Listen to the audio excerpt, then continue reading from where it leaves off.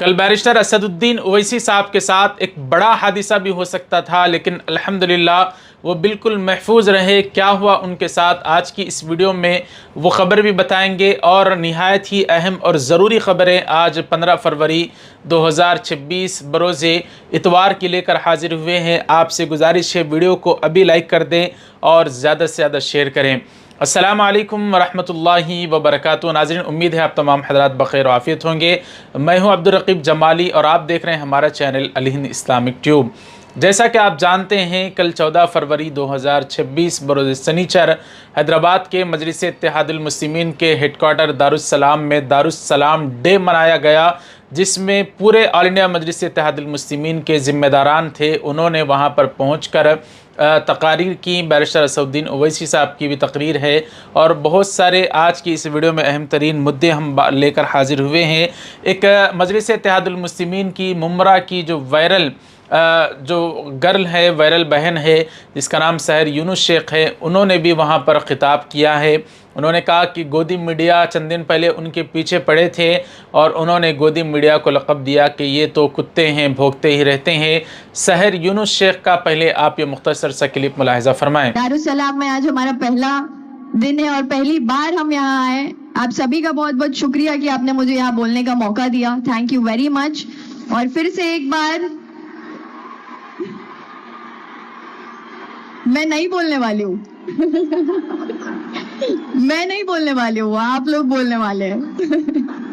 जज़ाकल्लाह खैर। दुआ में याद रखिए, हमारे इम्तियाज जलील साहब जो है उन्होंने हमको ताकत दी, हौसला अफजाई दी। उसी तरीके से हम मुमरा से भी पूरी कोशिश करेंगे कि जैसे मैंने इलेक्शन जीतने के बाद एक स्टेटमेंट दिया था, वो वायरल हो गया क्योंकि गोदी मीडिया है।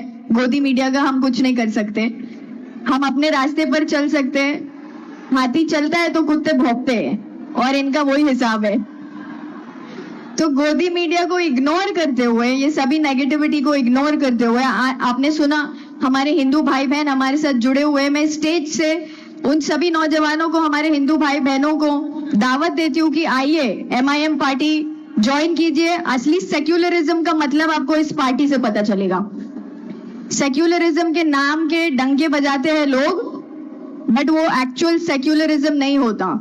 हिंदू मुसलमान जहां मिलकर रहते हैं उसी को हिंदुस्तान कहते हैं। ये बात हमारे लोग भूल चुके हैं। कई सारे हिंदुस्तानी ये बात भूल चुके हैं, इसीलिए हिंदू मुसलमान की राजनीति पर ये सरकार में बने रहना चाहते हैं। वीडियो में आगे बढ़ने से पहले आपसे गुजारिश है, अगर आप भी यूट्यूबर बनकर यूट्यूब पर वीडियोस बनाकर अपलोड करके हलाल तरीके से अर्निंग करना चाहते हैं, तो मैंने पूरा प्रॉपर एक कोर्स बनाया है। कैसे वीडियो एडिट करना है, कैसे थंबनेल बनाना है, कैसे अपलोड करना है, कैसे वायरल करने के ट्रिक्स हैं। अगर आप भी मेरा वो कोर्स लेकर यूट्यूबर बनना चाहते हैं तो ऐप का लिंक आपको इस वीडियो के डिस्क्रिप्शन में मिल जाएगा। ऐप डाउनलोड कीजिए पर आपको हमारा यूट्यूब कोर्स मिलेगा, लेकर आप भी एक अच्छे यूट्यूबर बन सकते हैं। नाज़रीन इकराम, यति नरसिंहानंद सरस्वती जो आए दिन मुसलमानों के ख़िलाफ़ बयानात देता रहता है, अब इसने बॉलीवुड के एक मशहूर अदाकार सलमान खान के ख़िलाफ़ बयान देते हुए कहा।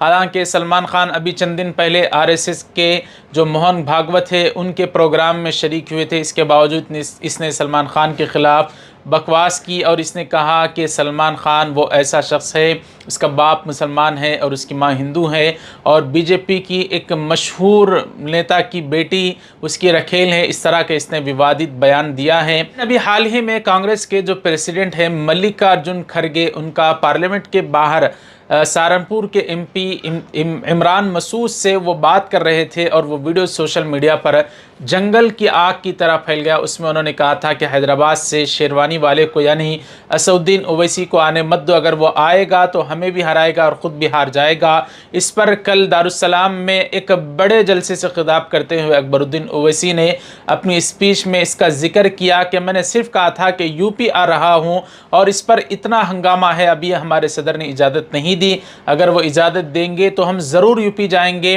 मल्लिकार्जुन खड़गे के इस बयान पर भी अकबरुद्दीन ओवैसी ने क्या कहा, आप हजरात उन्हीं की जुबानी मुलाहिज़ा फरमाएं। मैं भी एक ही जुमला बोला, योगी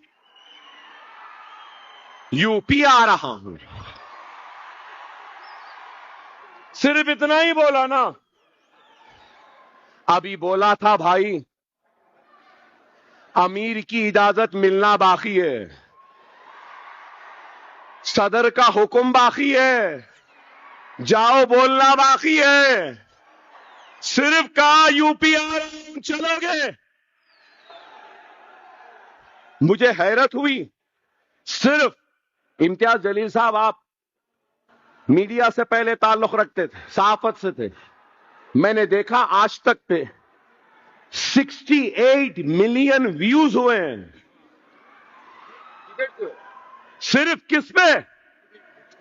यूपी आ रहा हूं। देखे, अल्हम्दुलिल्लाह, क्या अहमियत है, क्या ताकत है कि इस ताकत, इस अहमियत को हिंदुस्तान की सबसे बड़ी पंचायत में खड़े होके हिंदुस्तान की सबसे बड़ी पुरानी, जो अब कमजोर हो गई, उसका पार्टी का सदर कह रहा है होशियार, उसको नहीं आने देना, नहीं आने देना। तुम कौन? तुम कौन नहीं आने देने वाले?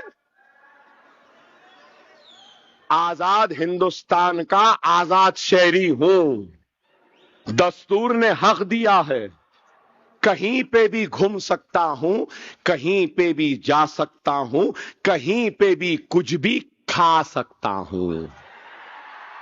असदुद्दीन ओवैसी साहब के साथ कल क्या हादिसा पेश आ सकता था, वो वीडियो बताने से पहले, उस पर बात करने से पहले आपको एक वीडियो बताने वाला हूं। ख़ास तौर पर उलमा, हुफ़ाज़, अइम्मा को ये वीडियो ज़रूर देखनी चाहिए कि पड़ोसी मुल्क में एक जगह पर एक इमाम साहब को कमेटी वाले और वहाँ के कुछ लोग उनके पीछे पड़ जाते हैं, उनको निकालने की कोशिश करते हैं, उनको तकलीफ़ें पहुँचाते हैं। तो उन्होंने इस्तीफ़ा दिया।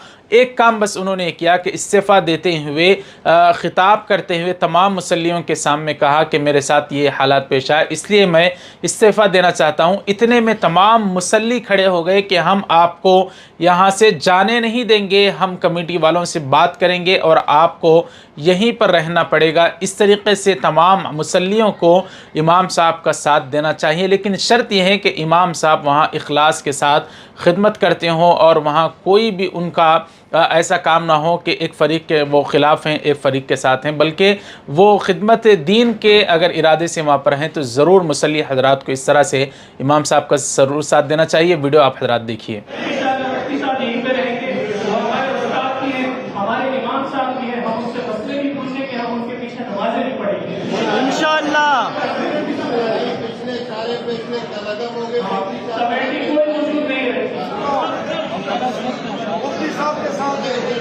मुफ्ती साहब के साथ नारे तकबीर, मुफ्ती साहब के साथ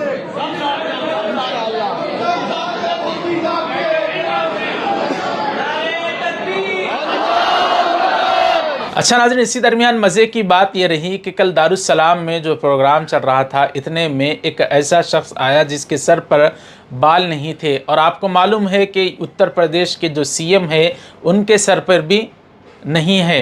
तो इम्तियाज़ जलील ने कहा कि वो तो बिल्कुल उसी की तरह था और वो यूपी से यहाँ पर कैसा, इस तरह से उन्होंने मजाक किया और उनका एक क्लिप सोशल मीडिया पर वायरल हो गया और लोग कह रहे हैं कि ये तो अजीब मामला हो गया। आप हज़रात इम्तियाज़ जलील का एक मुख्तसर सा क्लिप मुलाहिज़ा फरमाएँ और इस पर आपकी क्या राय है ज़रूर हमें कमेंट करके अपनी राय से आगाह करें। एक बंदा बैठा हुआ था, असद साहब और अकबर साहब को देखकर इतनी उटपटांग हरकतें कर रहा था, मैं गौर से उसे देख रहा था, उसके सर पे बाल नहीं थे। नहीं, वो बोलना असद भाई इसलिए जरूरी है। मैं बोला कैसा आ गया उन्हें वहां से यहाँ पे, और हमारे मजलिस के जिम्मेदार, कितनी गलत बात है।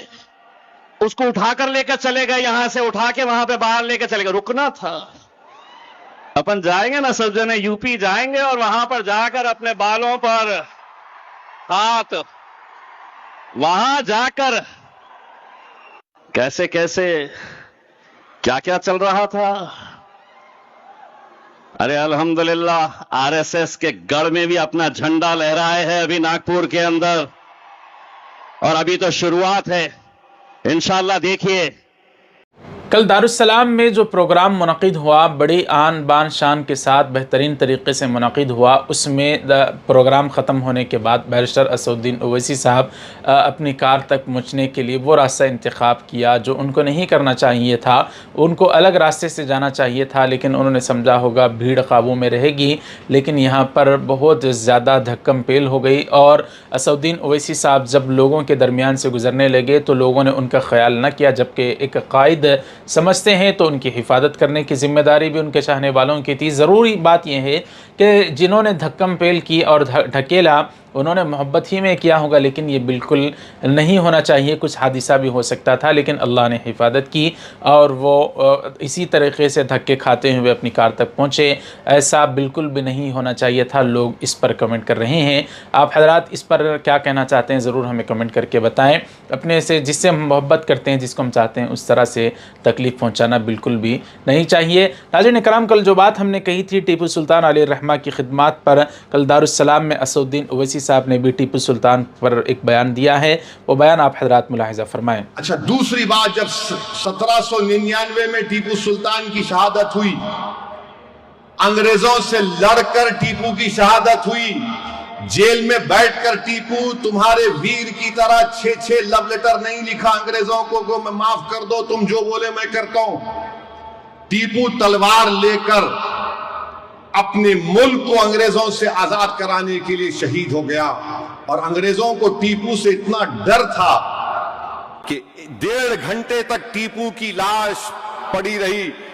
अंग्रेजों की फौज के घेरे में टीपू की लाश है, मगर डर रहे थे कि अगर शेर उड़ गया तो क्या होगा। जब जाकर देखे तो टीपू का जिस्म गर्म था। क्या ये बात सच नहीं है देवेंद्र फडणवीस साहब? ये तमाम खबरें आपको कैसी लगी नाज़रीन ज़रूर हमें कमेंट करके बताएं। वीडियो को ज़्यादा से ज़्यादा लाइक करें, शेयर करें। जितना आप लाइक करेंगे उतना यूट्यूब हमारी वीडियोस को दूसरों तक पहुंचाएगा। इस पर मेहनत लगती है।